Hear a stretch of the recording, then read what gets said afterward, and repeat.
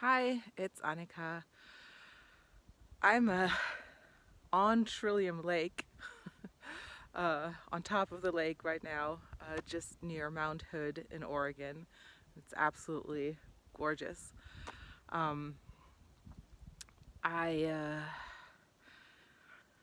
I've had a few days of triggers, and after the faucet, it's been about oh 4, 5 days since I got triggered by the faucet.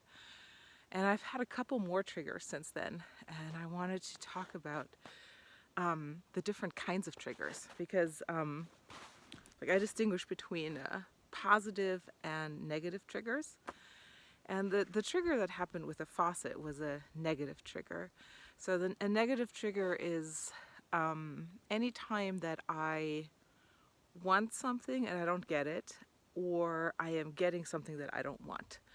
Um, so this could be like in the case of the faucet, it was care. I wanted someone to care, and I wasn't just looking for care for the physical situation I was dealing with, but I was really distressed by it. And so what I really wanted but wasn't aware of wanting was emotional care. Like I wanted somebody to care about how much distress I was in and for somebody to have empathy, and I didn't get it. And so that is what created this negative trigger. And I started going into the part of me that holds the story that nobody ever takes care of me. Like I won't ever be taken care of. Um, so that was a negative trigger. Another kind of negative trigger is when I'm getting something that I don't want. So this is when I'm getting judgment, especially, or if someone sees me in a way that I don't want to see myself. Maybe it's actually true, and I'm not wanting to see myself that way, or if it's untrue, I'm not secure enough in the way I see myself that I start questioning and I start to, feel triggered by their reflection of me. But there are also positive triggers, and that's when I am getting something that I do want, but I didn't expect it because it's something that either I've never gotten before, or I've never gotten before in that way, or there's a part of me that feels like it's impossible to get that, or that I don't deserve to have that.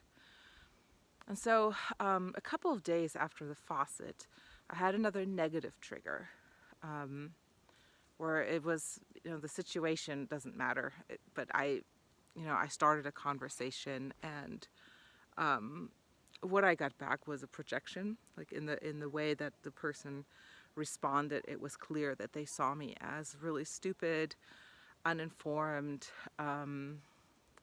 maybe willfully ignorant, or incompetent, or just it just had a very it was a very condescending, like it was a condescending response.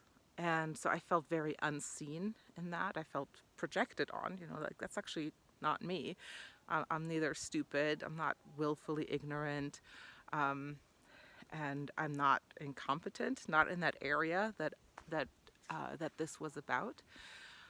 But I'm not, I don't feel, I didn't feel secure enough in how I see myself so that landed. So when I got this reflection back, a part of me went into crisis of like, well, what if it's true? What if I am stupid? What if I am, what if I don't deserve to be heard? Like maybe what I say isn't worthwhile. Maybe I'm not as competent as I think I am, and maybe what I say is either not worth being heard, or maybe I'm not worth being heard. I don't deserve it.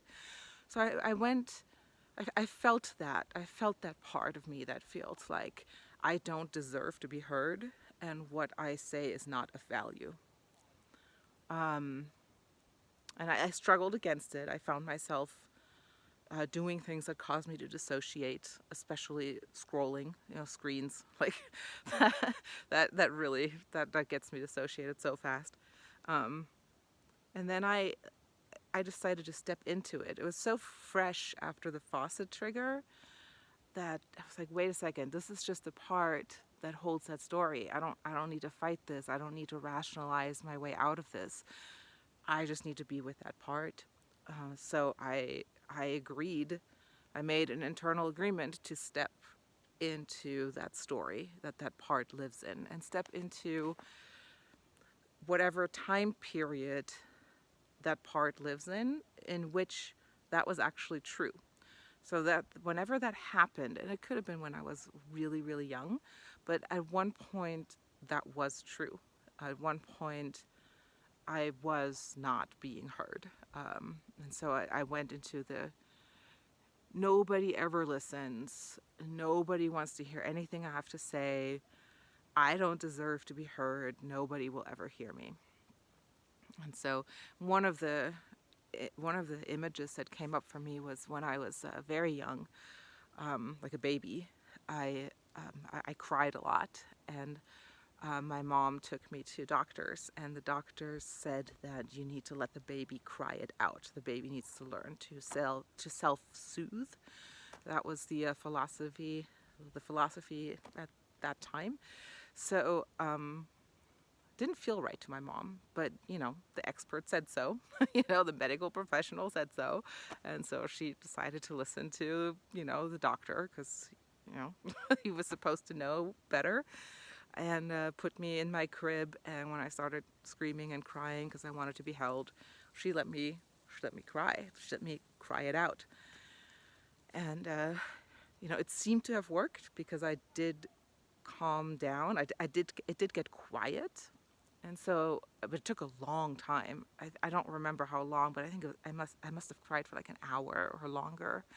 I just remember my mom saying it was extremely long, and it was agony for her to hear me cry and not go to me. But she was trying to listen to what the experts had said, and listen to the medical advice she had been given. So when she did come, when I had finally become quiet, she came in. And what had happened is not that I had somehow learned to self-soothe. That was never going to happen, because at that stage of development, that's actually not possible. But I was blue in the face, and I was quiet because I was suffocating. And she picked me up, and she tried to get air back into my body and basically resuscitate me. And after that, she discarded the doctor's advice, and didn't do that again. But in that moment, it was, I don't remember it crisply, but I actually had a flashback in which I felt like I was in that moment, or a moment like that, and it felt like death. If I'm not heard, I die. Because in that case, I would have. If I was screaming and I was dying, because I wasn't getting air anymore. So my needs weren't being met. It felt like nobody cared. It felt like I was dying, because that was real in that moment. So I chose to step into that part, and decided I was just going to be in that story, and be with that part in that reality in which I'm not heard, and nobody wants to hear me.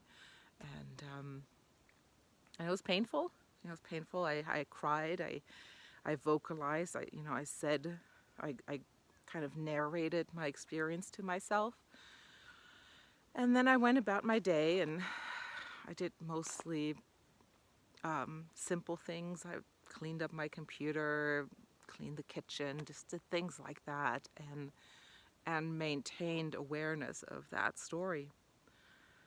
And then in the afternoon, I got a positive trigger. And that is, somebody triggered me out of that story. And I received a message. And in that message, I was seen. Not just seen and heard, but like appreciated for what I had said, like a few days earlier in a message to this person, in such a gonna start crying again. Oh my gosh, I've cried so much over this. It's just, it still gets me. It was just, I felt seen and heard and listened to in a way that felt really rare and felt like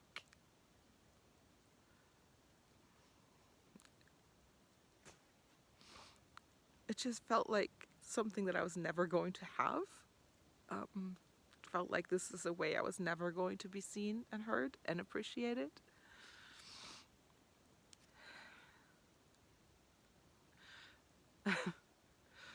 So I've cried so much about this already. I can't believe there's even any tears left on it. It just shows how deep it goes. uh, so, so I felt listened to and heard and appreciated for what I had said in such a way that that story just fell apart. It's like that part that was saying like, I'm not heard, I'm not heard, I'm not heard, nobody cares what I have to say, nobody cares what I, nobody hears me. It's like that layer of that hard pain of that story, it just melted. And then I fell into that raw pain where I was just sobbing, but it felt good. It felt really, really good. It wasn't like the kind of, I wish I could stop crying. It was just, it felt so good to cry it out, like to get this out of my body and to release it through the tears. It was, gosh, I mean, it was wonderful. It felt so, I don't have words. I don't have words. It felt so good. I actually don't know how to put it into words. And then after that, I just felt a part of me light up. I felt my body feels lighter. It feels like I've just lost, 10 pounds of body weight. And I feel my body more constantly. And I just feel much more alive and a lot more present and so much more confident. I'm so much more comfortable in my own skin. And that story just doesn't feel very alive anymore. Like, I just feel like, yeah, I can be heard. Not by everyone, obviously not. But like, not only can I be heard, I deserve to be heard. Like, I do what I offer does have value, and not everyone is going to see this, but some people will, and they will appreciate it. And my sharing is not, it's not,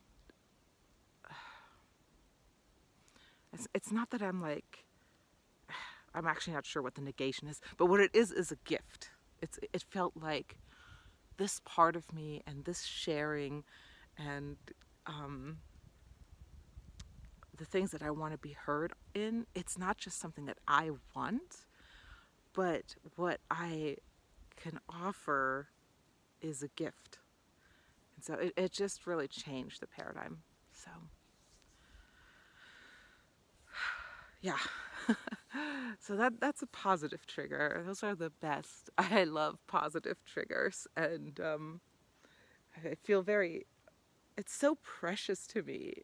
And, wow, the snow is caving in beneath me. It's such a precious thing to get a positive trigger, and it's so confusing to me when somebody does something that ends up being a positive trigger, and then they apologize for triggering me, and I'm like, what? What? This is such a gift. This is such a gift. So yeah, negative triggers are harder. Like they're like it's like the pain of the present moment triggers that older pain and it comes out, and so it's still a good thing, but it's harder when it's a positive trigger. It just goes so deep, and it is such a beautiful process of releasing. So thanks for checking in.